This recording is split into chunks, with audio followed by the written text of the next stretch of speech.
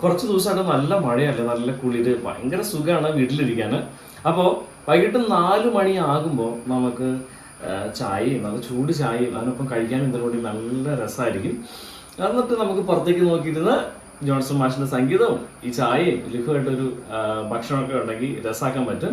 അപ്പോൾ ഞാനൊന്ന് നിങ്ങൾക്ക് പരിചയപ്പെടുത്താൻ പോകുന്നത് ചക്കയും മുട്ടയും എന്ന് പറഞ്ഞൊരു വിഭവമാണ്. ചക്കയുടെ സീസണിൽ ചക്കയും മുട്ടയും ഉണ്ടാക്കി തിന്നാത്തവരായിട്ട് ആരും തന്നെ ഉണ്ടാകില്ല. ദേ എൻ്റെ വീട്ടിൽ എങ്ങനെ ഉണ്ടാക്കുന്നതെന്ന് നിങ്ങളൊന്ന് നോക്കിക്കോട്ടോ. കുറച്ച് തേങ്ങ ഇടുക. ഈ മുട്ടയുടെ കൂടെ ഉണ്ടല്ലോ, തേങ്ങയുടെ മധുരം കൂടി വരുമ്പോൾ ഒരു പ്രത്യേക ടേസ്റ്റ് ഉണ്ട്.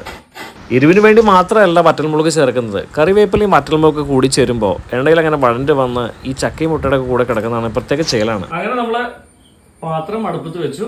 ഇനി പതിയെ നമുക്ക് പാചക പരിപാടിയൊക്കെ കയറാം കേട്ടോ.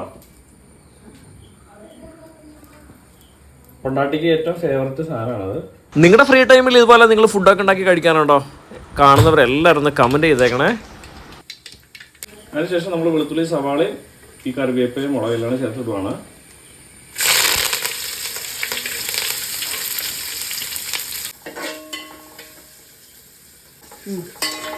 അത്യാവശ്യം കുഴപ്പമില്ലാത്ത രീതിയിൽ വഴഞ്ഞു വന്നിട്ടുണ്ട്. വഴഞ്ഞു വരുമ്പോഴല്ലോ നമ്മളിതൊരു സൈഡിലേക്ക് മാറ്റി കേട്ടോ. സൈഡിലേക്ക് മാറ്റി.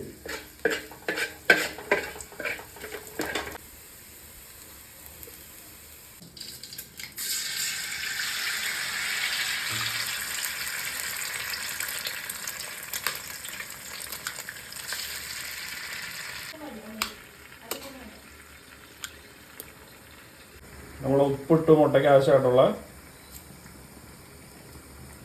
ഇറക്കി കൊടുക്കുകയാണ്.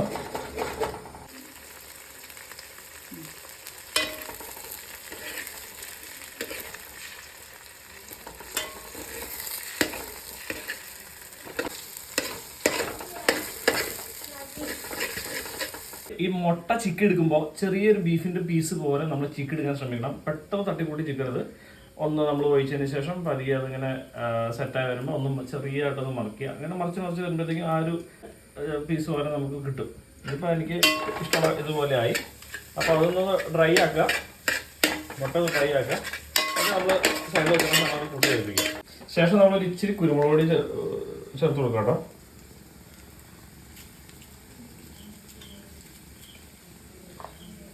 രണ്ടാമത് നോക്കി ഇച്ചിരി കുരുമുളക് പൊടി ചേർക്കാനുണ്ട്.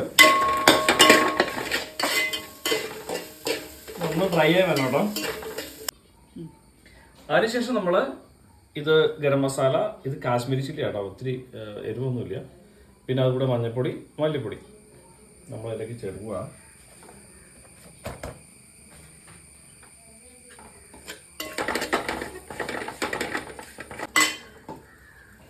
സ്റ്റോറെ എണ്ണ ചേർക്കുവാണ്. ശേഷം നമ്മൾ വേവിച്ച് വെച്ചിരിക്കുന്ന ചക്ക ഇതിലേക്ക് ഇടുവാണ്.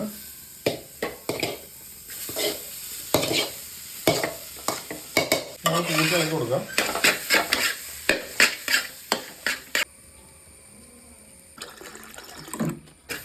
അതിനുശേഷം നമ്മൾ ഇച്ചിരി വെള്ളം ഒഴിച്ച് കൊടുക്കുകയാണ്. മിക്സ് ആവാൻ വേണ്ടിയിട്ടാണ്. അങ്ങനെ നമ്മുടെ ചക്കയും മുട്ടയും റെഡി ആയിട്ടുണ്ട്. അപ്പോൾ നമുക്ക് പതിയെ കഴിച്ച് നോക്കാം എങ്ങനെയുണ്ട് സംഭവം എന്ന് അറിയണമല്ലോ. അപ്പോൾ നമ്മൾ എന്തായാലും കപ്പയും മുട്ട ഉണ്ടാക്കി കഴിഞ്ഞു. കഴിച്ച് നോക്കാം കേട്ടോ. കാണുമ്പോൾ നല്ല അടിപൊളിയല്ലേ നോക്കി.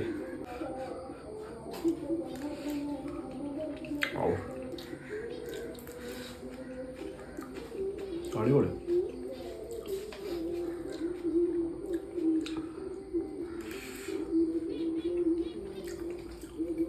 അപ്പോൾ ചക്കയും മുട്ടയും പൊളി സാധനമാണ്.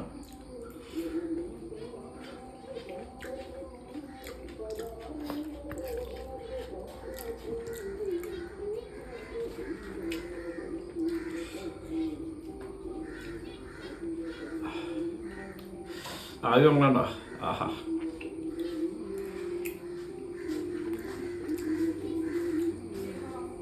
സൂപ്പറാണ്. അപ്പോൾ ഇന്നൊരു എപ്പിസോഡ് കാണുമ്പോഴേക്കും സുരാൻ